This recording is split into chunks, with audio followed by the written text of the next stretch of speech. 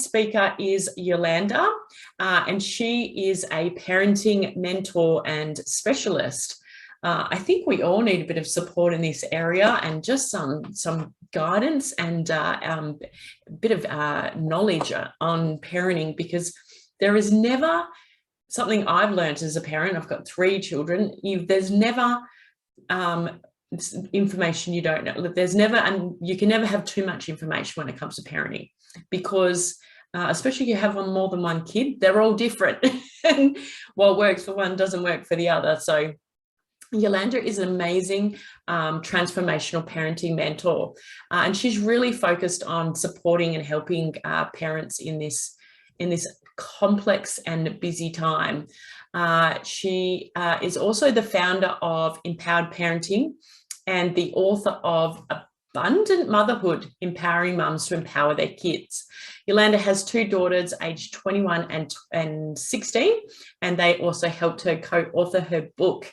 And so she's got quite an interesting experience that she went on to get to where she is today. And she's been doing this for many, many years and has a really big group and following. So welcome, Yolanda, and thank you so much for joining us tonight. Oh, pleasure. And I know it's 10 o'clock at night, but there's nowhere else I'd rather be. So thank you so much for the opportunity to share the empowered parenting message to your audience. So thank you for having me, and would love to see more parents join us today. So if you are watching at another time, do put in hashtag replay, so we know you've been here, and we know you've been really making the most of Melissa's work here in this group and creating engagement and adding value, which I think is absolutely brilliant. Yes, absolutely. Definitely hashtag replay, because I know a lot of you end up watching these at different times. So I've got to start off, Yolanda, with the first question. I know I asked you this last year, but I'm going to ask you again. What's your favorite food? Ooh, well, this time round, I think last time I was eating naughty food. This time I'm eating anything but naughty food. Like you said, February seems to be like spring cleaning in your world. It seems to be something like that with me as well. I'm doing a detox, Melissa. Oh, so wow. I've gone gluten-free, I've gone sugar-free, carb-free. I have gone meat and just veggies, and I've been really loving it and feeling so good, and doing other practices like oiling, oil pulling, tongue scraping, and exfoliating my skin, and I feel freaking fantastic. Yeah, that's awesome. Yeah, I run cleanses as well a couple of times a year, and I always do them with my clients or with the women that join, and I just feel so amazing after. It's like you've had just this beautiful flush out and a reset, and oh wow, this is how my body can perform. It's just, you don't realize how well you can be. I just think it's so lucky for you who are in the health and fitness and I think space, because you have access to such amazing stuff. It's my first detox ever, and I always had this thing against I struggle with even doing a fast, Melissa. So I'm like, I'm gonna starve. Yeah I'm one of those. So the first week of the detox was very challenging, but now that we've come into the second week, I am just loving it. Yeah.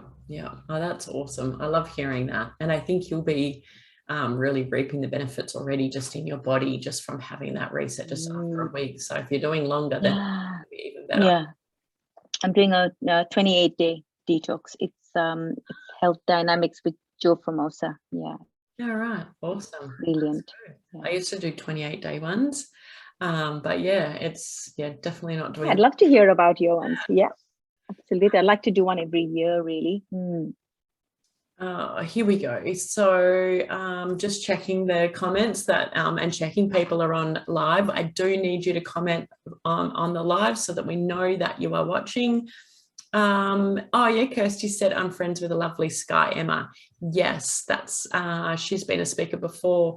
Thanks for sharing that. And Abby's finally got into the Facebook group. I do not know what was going on, but Abby's my assistant and she couldn't get in. So hopefully some more people can start joining us tonight. So overcome challenging behaviors. Well, that's pretty it's a pretty full-on topic, I think, because I think that's something that we deal with on a daily basis. Yes, and it's one that causes us a lot of frustration as well, Melissa, and I'm really so excited to share what I've got to share with you, with your group today. Yeah. So just maybe a little bit of a background on those that haven't heard from you before on how your empowered parenting works and how you sort of got into this and how you sort of... So I am a mom of a 16 and 21-year-old, and I began as a life mentor. And I realized that I wanted to specialize in a field and not just be a general one. And I thought, which area of my life am I doing really well in? And I thought, yep, that's it. I love being a mom. I know that I was, because my journey changed so much after I became a mom. I started to really live life on purpose. And I had a sense that my kids chose me to be their mom because they had a greater purpose in life as well. Because I started to be drawn to live more purposefully and be more conscious about the choices I made and the decisions I took. And I found that it was all so amazing. And as I was so focused on wanting to do the best for my kids, I realized that I was burning out and I was giving so much and I was feeling like I had so much to do. The list never ended. I would go to bed completely exhausted and realize that, okay, hold on. If this is what it is, then I'm not liking this. How is this working for me and for my kids? And it seemed like the harder I was working, the harder I was being on myself and the harder I was being on my kids. So I could see the cycle of how important it became for me to care for myself, to in fact put myself first in order to put my kids first. And I started thinking, I've never heard this before. This is something completely new. And the more I focused on me, the more I focused on living my own purposeful life, even though it seemed like I was taking away from my kids. I found that my kids started to shine the more I focused on me and took the focus away from them. I found that it's more powerful to model behavior. Yeah. And to come into a space of your own personal empowerment in order to watch and sit on the sidelines and watch your kids thrive. Yeah. So my kids went from struggling in school to earning achievement awards because they were so focused and so driven, because I had suddenly turned around and become focused and driven in what I wanted to do and how I wanted to show up in the world, which is what led me to write my book, Empowering Moms to Empower Their Kids, because I started to see how moms are wanting to do their best, focused on their kids, which was actually having the opposite effect. And what we are not told, at least I wasn't told, was that moms need to focus on themselves. Moms need to work on those emotions of guilt, of not being good enough and all of that, because that's what we are projecting to our kids. And I'm a mom of 2 daughters, and it is so important. I'm sure it is with boys as well, but self-esteem and self-worth and how they show up in the world, the relationships they get drawn to, is so important, such a significant part of their growing up. And if I could change that within myself and then watch that project in my daughters, because my language towards them would change, the way I show up, the energy with which I hold myself, the expectations with which or the expectations that I hold back from putting on them just because I've got issues about it. So weight has been a big one in my family. Being overweight and obesity runs in my family.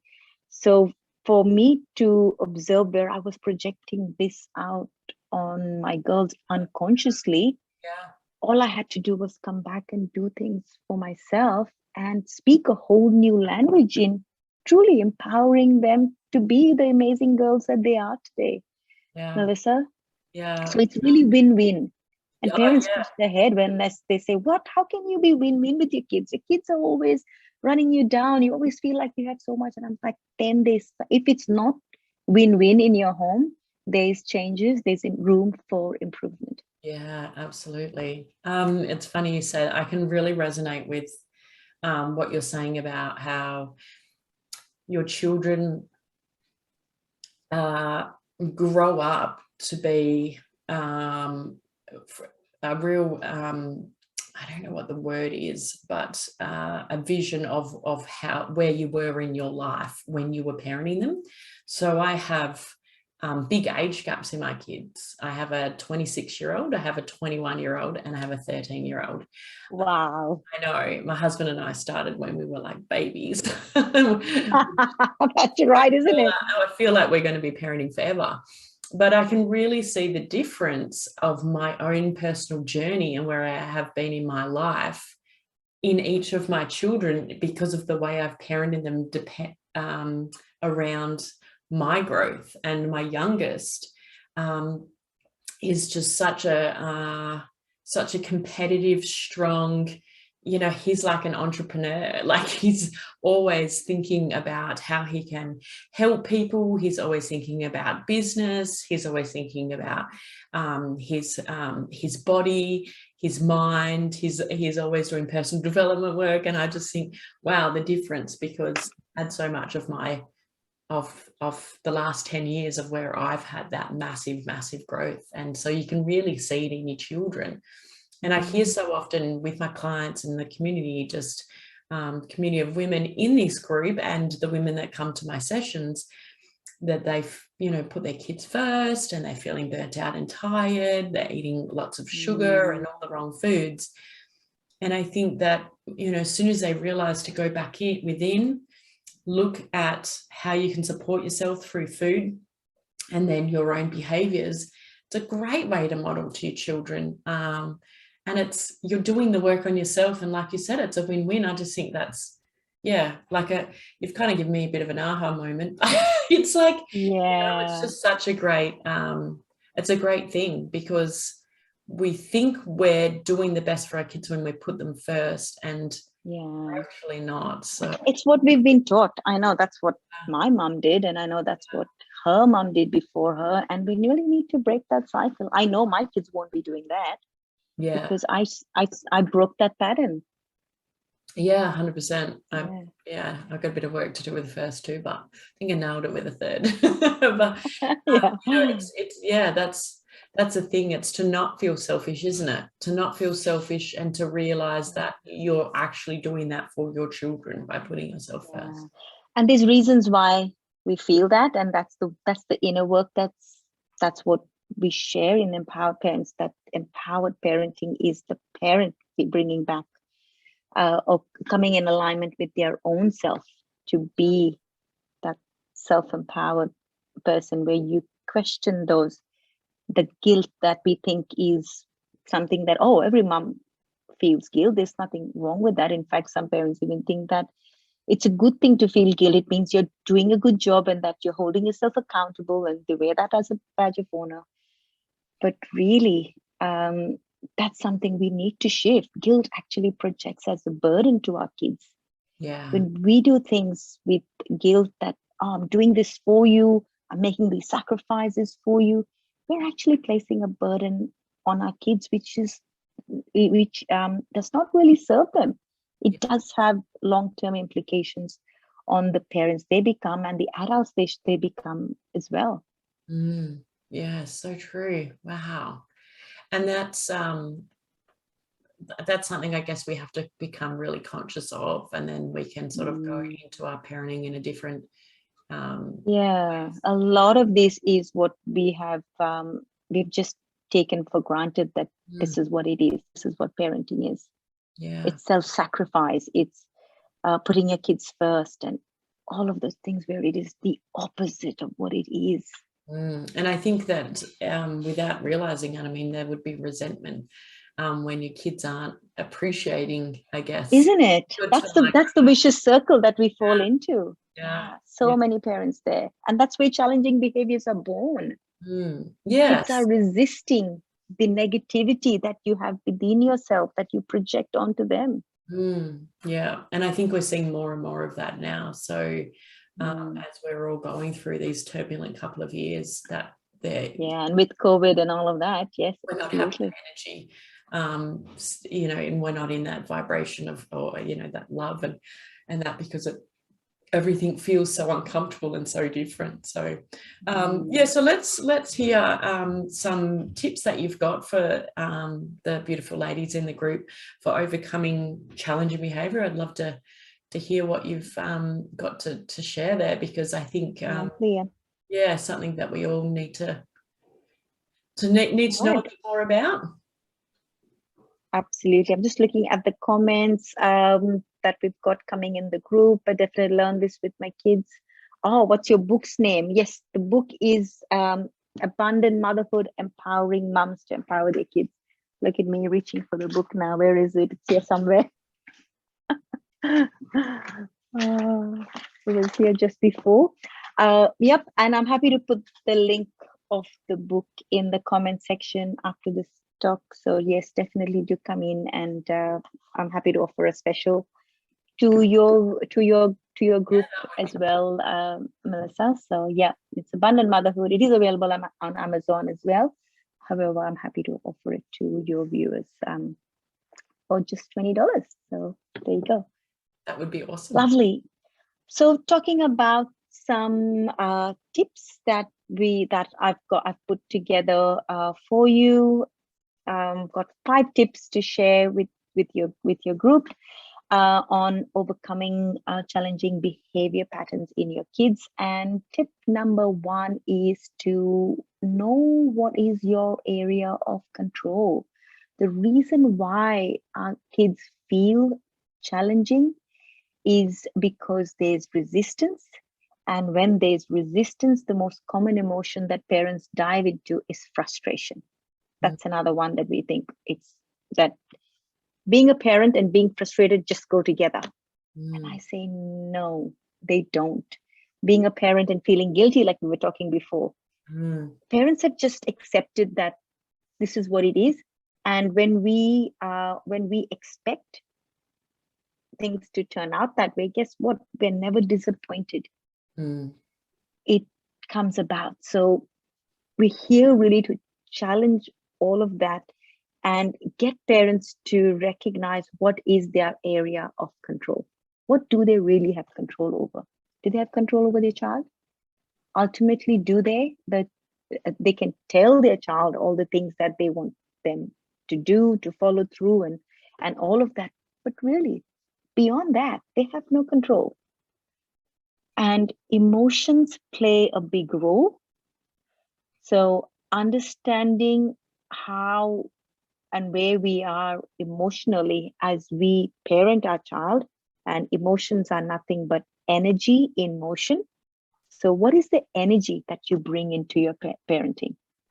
If we can start tuning into, even for just this week, just tune in and say, when I'm interacting with my child, where am I at energetically? Where am I at emotionally? Am I present? Am I feeling good about myself? Have I dealt with the work day that probably it was stressful at work, and when you got home, have I left that? Have I dealt with that before I walked in the home? Have I dealt with that before I'm interacting with my child, or have I brought that with me? And I because think then we just do that. Yeah, dump that baggage on our kids. Because they are kids, and because they've been told not to answer back. So just take all of my stuff, because I can start feeling better that I've dumped it. But then your child starts challenging you with their challenging behaviors, and they start putting up that resistance and don't want to have any part of what you have to say, especially as they start growing into teens and start to be looking for their own identity. So really understanding where those challenges are coming from and recognizing that in order to change our child's behavior, step number one is to change our behavior. Yeah. So change our pattern to change their pattern. And also recognizing under this point is also recognizing that you're carrying baggage from the way you were parented as well. Yeah, that's there's past experiences, there's perceptions that can be challenged. That we haven't stopped to challenge. I know. It's funny because I remember my husband and I used to say with our oldest, oh, I'm not doing that, what my parents did. And we both would say it like, I'm not parenting the kids like that. And then the next thing, you're yelling at your kid and then you're walking off going, I just sounded like my parent. I said I was never going to do that. And I just did it. Like, that's right. Yeah. So really acknowledging that. So the work that we do in Empowered Parenting is bringing awareness to that.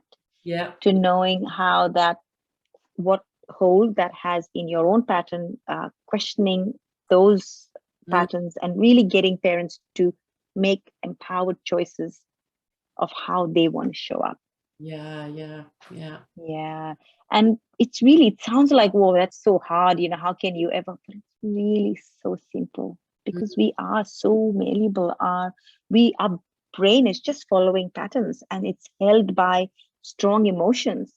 Once we go there, and once you are supported to go there and work through that, it no longer has a hold on you, and you can show up with a whole new energy. And guess what? As you change your behavior, your child has changed theirs. Parents call this work magic, Melissa. Yeah. Because they cannot imagine that they have managed to change their child's behavior, which was causing them so much frustration, by changing their behavior. Yeah. And doing it the right way as well. And doing it the right way, supported as well. We're all here to be supported. And because some parents that come to me have come from a lot of trauma, or come from really hard, which is not something that you can do, or you're even meant to do on your own, without revisiting the trauma and bringing all of that negative emotion up, which is why a lot of parents will suppress their past and say, like you mentioned, I don't want to be that parent.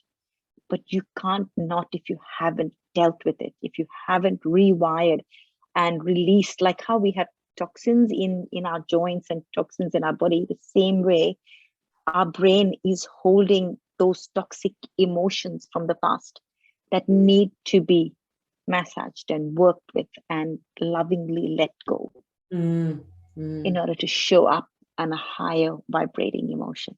Oh, I love that. Yeah. I think it would be great if more parents wanted to do that. We're open to doing that, and not because which is as well means that you're not doing it on your own. Which is why we say this work isn't for everybody. Not all parents are ready to do this work, Melissa. It is very courageous. It does require parents to be very self-aware, be on their own personal growth journey. So that's the qualifying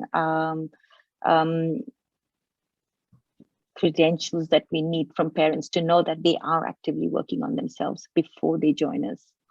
This journey is not for every parent. The parent that's still projecting blame and guilt on their child, this work is not for that parent. There's a long way for them. But the rewards are so worth it. So worth it. Absolutely. Yeah, absolutely. Beautiful. Which takes us perfectly into tip number 2, which is awareness of emotions. So becoming aware of your own emotions in order to support your child, which is why our main topic and event that we run every month is emotional resilience for parents, raising emotionally resilient kids, because parents want their children to be confident, emotionally resilient, have that high self-esteem, be self-motivated. All of that's great. We want that for our kids, But in order to be able to give that and impart that to our kids, there's a certain level of resilience we need to have within ourselves to do with our emotions. Yeah. So we need to know when we find ourselves getting frustrated, for example, we need to question, what is that underlying emotion that's sitting behind my unhappiness, behind this frustration? And what is this emotion bringing up within you really? So our program is called Emotional Mastery, which allows parents to really know what's happening within them, how things are showing up, where is this coming from, and what I can do with them. So we leave them with lots of models of thoughts, lots of tools and techniques that they can go away, work 5-step processing of looking at what's come up. How do I work with this? Take yourself away from the situation. And initially it might seem like, step 1, step 2, step 3, but once your brain starts to rewire, and it's almost instantly, you find yourself having the skills to just shift from having an anger, feeling raged or angry, to switching back into questioning that and really holding space for what's showing up within you. And from that space, holding space for your child, and such a powerful space to parent from. Yeah, wish I had been parented that way. Yeah. Well, we can break that pattern though. We can absolutely break that pattern. Yeah. And it doesn't matter what age of your child is. You might be a mom expecting a baby, or you might be a mom who is who's got it. I've got moms who come to me with 27-year-olds, Melissa, and they are having great success. So there is no age of your child in order to begin this work or do this work. Yeah, and I think the emotional part that you've just covered just there, I mean, I feel like how I feel like your relationship with your child, when you know how to do those things that you just explained, it shows in that relationship with your child. Oh, wow. Yes. I always blamed my child, my first child. It was her. I did that too with my oldest. Yes, absolutely. I still look at myself now going, oh my God, but it was that where I was at the time. And we didn't know any better. We were doing the best that we knew at the moment. Yeah. And you so can't have that guilt. Which makes it our responsibility to know better, to know more, to seek the knowledge. Yeah, 100%. Because then you're doing the best from the knowledge that you have. Yeah. And therefore our responsibility only ever becomes to come into seminars like this, to gain that knowledge and be aware of what's possible. Yeah, absolutely. Yeah. Probably. Which takes us into tip number 3, and that is the importance of connection. Connection in order to create containment. And containment is setting limits, setting boundaries, having structure, keeping a room clean, getting your kids to help you around the house, getting them to feel responsible around their homework. All of this happens, and kids are willing to be open and listen to what their parent has to say, and the guidance that their parent has to offer, when there is a strong foundation of connection. Connection is key. Are you spending enough special time connecting with your child? How deep are you going? Are you connecting with them in order to redirect the pattern that they are playing out? Understanding that your child is our kids are 100% emotion when they come into this world, right up to the age of actually there's really no you can't really research says you can't put an age to what age that changes. It does depend on the stage of maturity of the child. So kids are 100% emotion. That's why they're so in tune with where you are at emotionally, and why it's so important for parents to be conscious about the energy they hold as they parent their kids. So being able to be connected to their own emotions, parents, allows them to form that connection with their child. because as we've grown into adults, we've been taught so much structure and routines and rules, and this is how things are done. We've got lists, we're so much in our left brain, which is so far off from emotion and understanding energy and all of that stuff. And that's where our kids are. And we say, nope, you shouldn't be crying now. Stop that crying, because this is what you need to do. I've got all these tasks to be done. I don't have time for this. Our kids are pure emotion. We need to meet them there in order to redirect them and take them onto that maturity that we're seeking for them, which is that structure, that love of routine and feeling safe in routine and structure. Because kids want that, but in order to get them there, we need to be in tune with where they are at emotionally. So when they're having a breakdown, or however irrational it might seem, it's important to connect with them where they are at, and from that space support them into containment. So connection before containment. I like that one. Yeah. Very powerful. Yeah. Tip number 4 takes us into your body, not your mind, has all the answers. So parents being able to being so present, being connected within themselves, coming into our breath. Breath is so powerful. We take it for granted. We don't even, we just breathe because it's happening on the side. But what if we could be really present with our breath while we're with our child? We'd have access to so much of information, so much of knowledge. When we are connected to our breath, we're also connected intuitively, not just to ourselves, but intuitively to the innermost need of our child. Yeah, that's so true, because it's funny, I find my youngest, I drive him to school, and that's when he wants to talk to me, when he's finished school, and I sort of walk away from my desk and I go and try to talk to him. He's not interested in talking to me then. And I used to listen to stuff in the car on the way to school. And then at the end of the day, when he'd come home, I'd be so excited to see him and then be ready to talk. And I'm just like, going into this year, and we've only been back at school 2 weeks, but driving to school and we're just chattering away and talking, we're solving the world together. And when he comes home, I just sort of let him go off. He gets his food. He wants to just sort of like check out from, and I think because he absorbs so much stuff, so he just wants to check out. And it's taken me, he's in year 9 this year, and it's my 3rd kid. And I can see that he actually needs to be in his own zone where he feels safe and comfortable and just like be away from everything. And then instead of it being when I want him to, and then sometimes he'll come in and chat, and then sometimes he won't, but we get it all in the morning.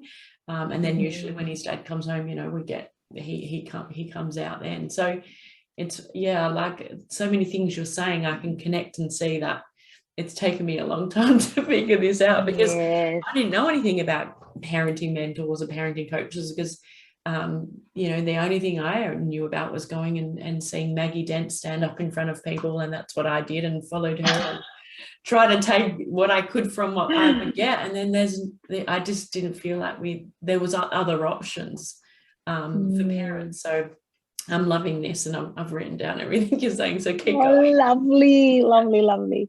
Yeah, so what that really is about how being really present with your child allows you to connect with them on a deeper level and be intuitive with what their needs are. So even as the challenging behavior is playing out, you are able to know what is it at the core, what is that innermost need that's not being met? Is that the need to be loved? Is that need maybe for significance, which is a big one for them?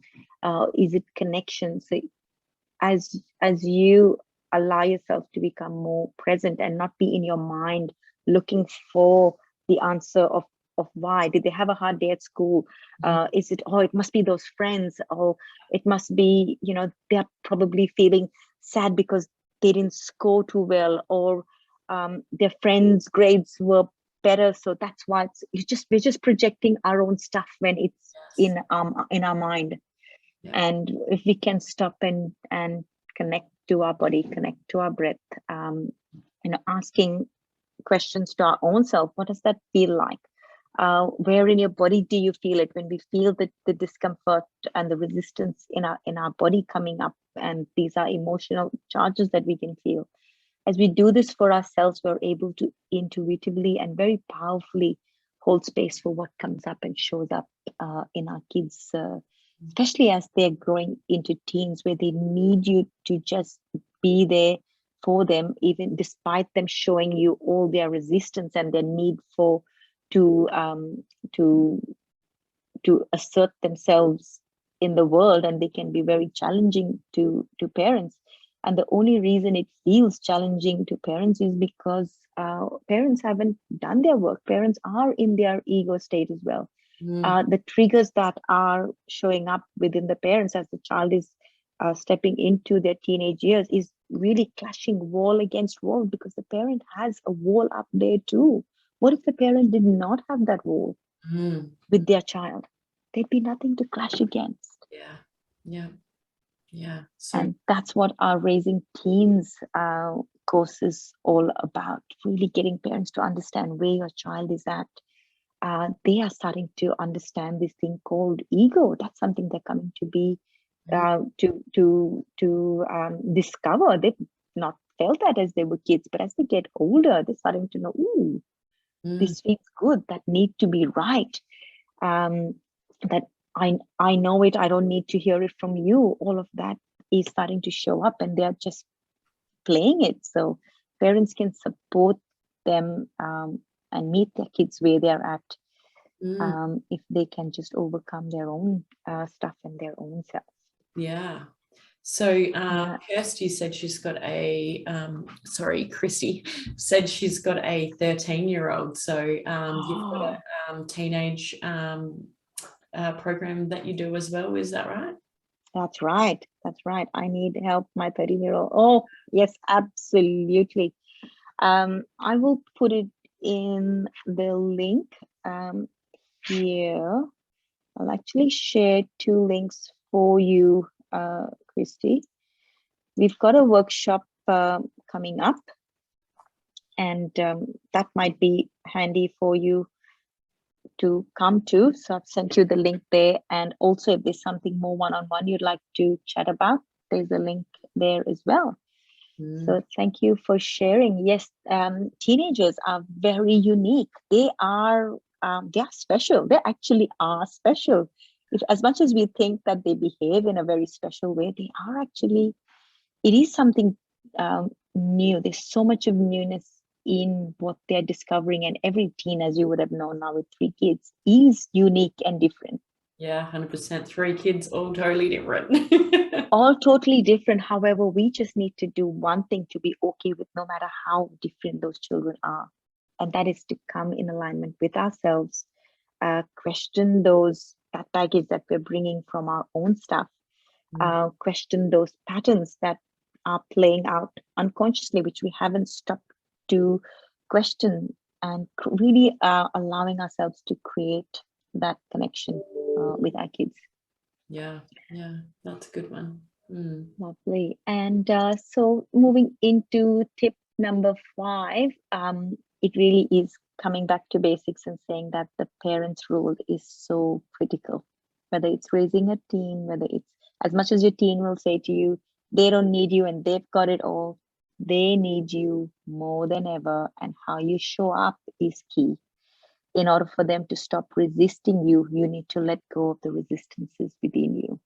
And so parenting, the parent's role is critical, and for them to play out that role, it really is about the parent understanding who they are and who their child is as separate individuals. Yeah, so true. And parents doing their own work in terms of self-care, self-love, filling their own cup, knowing that if it's not win-win situation with your child, there is work to be done, and that you need to be supported to bring your relationship with your child to that space of win-win. modeling healthy behavior. That's important for a parent to be doing as well on this journey. And it's funny because what I'm thinking is, when we take the ownership back on ourselves, when the relationship with our child is not quite right, or there's a disconnection, or it is actually it's worse than that, we're actually empowering ourselves, because giving ourselves the opportunity to see within something that we can control and fix, whereas we can't control and fix our children, really. I mean, you can't make a child think the way you want them to think, no matter, really, because they have their own mind. So, and yet parents put so much time and energy in trying to fix their child when they really can't. That's where frustration happens. Did I just freeze there? You are frozen. I could see myself frozen, and that's really funny. You are frozen, and I don't know why. Oh my goodness me, unfreeze me, please. I don't know how to unfreeze you. Get me out of this.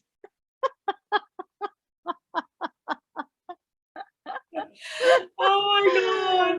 This is too funny. This is too funny. This is entertaining. Maybe you could take your video off and then put it back on again. Good idea. And then thank you for that. See if it comes back on. That was just too funny. That was funny. Yeah. Come back on, because it's not. Yeah, it's taking a while to come on. There you go. There you go. Chrissy said she has 3 as well. She has an 18-year-old that was an easy teen, and all different situations. Yeah, Chrissy, I can totally relate, and I can see the difference in all my kids. And it's interesting. And I think I actually believe it's harder to connect with them the older they get, because you can see them really wanting to pull away and be their own person, and we're like trying to hang on, like no, I still want to be in your life. So we teach connection in the midst of challenges. How to connect with your child while they are challenging you, because that's when they need it the most as well. Oh, I love that. That sounds interesting. I really like that. Yeah. So I do invite your members to come and join our Empowered Parents group, because we love sharing a lot of this on our group. I think I have put that in there. And you've got the parenting workshop, emotional resilience. So that would be awesome for the ladies. And and you're also offering a parenting audit chat. Is that right? Yes, that's right. To the members of your group. So definitely take advantage of that. It's a free 20-minute session where we can just do a quick audit of where you're at, and where your kids are at, and be able to identify some pointers of what are some next things that you can do to take your parenting experience to the next level, and really work towards that win-win. It's not win-win if you're not feeling like you're winning, and your child isn't feeling like they are winning as well in this in the safe space, the home that you've created for them. Then there's potential of work that can be done. And feel free to reach out. Lovely.